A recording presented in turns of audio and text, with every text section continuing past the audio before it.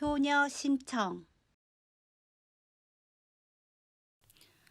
어느 마을에 심청이라는 효성 깊은 여자아이가 살고 있었습니다.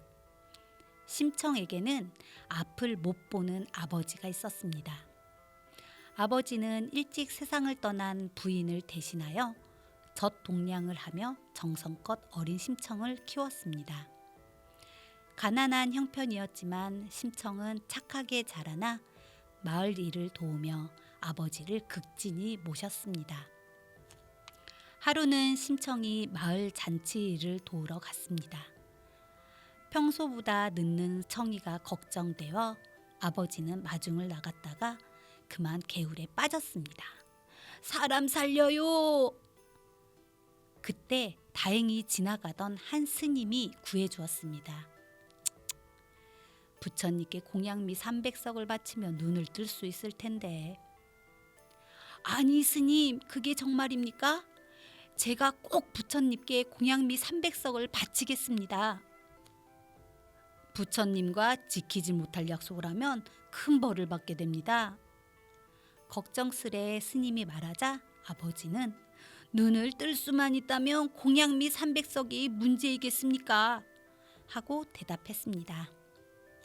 하지만 스님이 돌아간 뒤 생각해보니 당장의 생계도 어려운 마당에 그렇게 많은 쌀을 어떻게 구할 수 있을지 막막해졌습니다.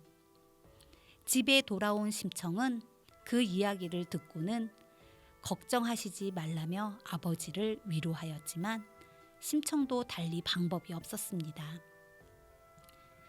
그때 마을에서 상인들이 물살이 심해 사고가 자주 발생하는 인당수 바다에 성난 용왕님을 달래고자 제물로 바칠 사람을 찾고 있다는 소문을 듣게 되었습니다. 쌀 300석을 주시면 제가 제물이 되겠습니다. 뒤늦게 이를 알게 된 아버지가 안 된다 심청아, 내가 없으면 내가 눈을 뜬들 무슨 소용이냐 고 대성통곡하였지만 이미 심청은 배에 오른 뒤였습니다. 제발 아버지가 눈을 뜨게 해주세요. 아버지를 위하는 심청의 효심에 감동한 용왕은 심청을 구해주었습니다. 심청아, 용궁에서 편히 지내거라. 하지만 아버지 걱정에 잠을 못 이루는 심청을 보고 용왕은 다시 심청을 육지로 보내기로 하였습니다. 한편 심청 덕분에 무사히 장사를 마치고 돌아오던 상인들은 인당수 근처에서 커다란 연꽃을 발견하였습니다. 보통 연꽃이 아니구나. 심청이 연꽃으로 환생했는지도 모르겠어. 놀란 상인들은 연꽃을 임금님에게 바쳤습니다.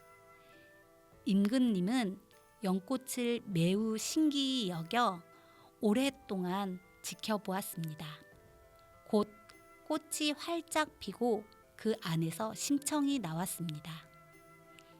왕은 놀라며 하늘의 뜻이라 여겨 심청을 왕비로 맞았습니다.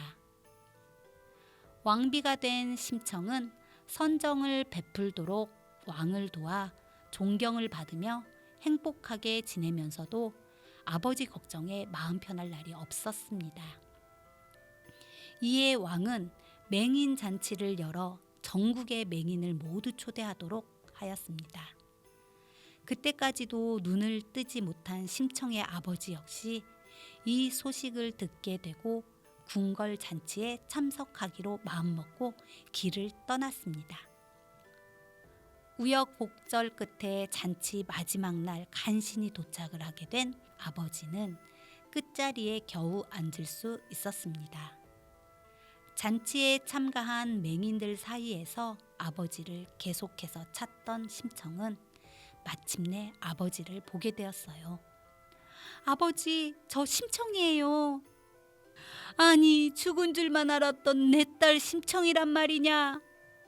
딸과 재회한 기쁨에 아버지는 기적처럼 눈을 뜨게 되었습니다.